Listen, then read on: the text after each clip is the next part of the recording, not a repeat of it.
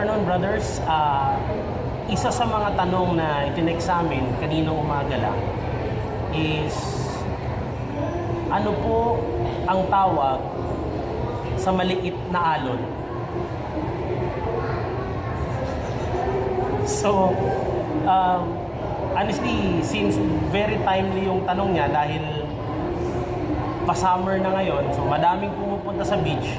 Ngayon, uulitin ko lang yung tanong niya. No? Ang tanong niya, ano po ang tawag nyo sa maliit na alon? So, brother,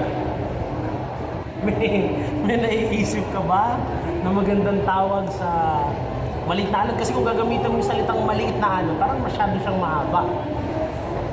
Oh, ikaw ako na.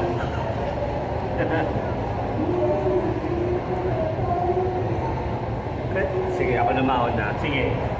Kasi ang pagkakaintindi ko dyan, pagka malaking alon, alon. Pero pagka maliit, alon. So, yun lang. So, tama. Okay. Maganda sagot. Ikaw, brother. Ay, tanong mo ulit? Ang tanong niya, ano po ang tawag nyo sa maliit na alon? Maliit na alon. Yun ba ang tanong mo? Hindi niya tanong yun, tanong sa atin yun. Sasagutin lang natin. So, Eddie, wow. ako naman, so pagpapasensyahan nyo na yung kaunti kong nalalaman pagdating sa ganyan, no?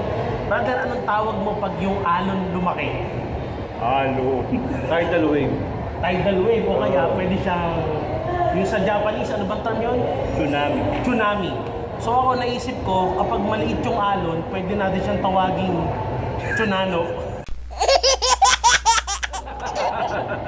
So, yun.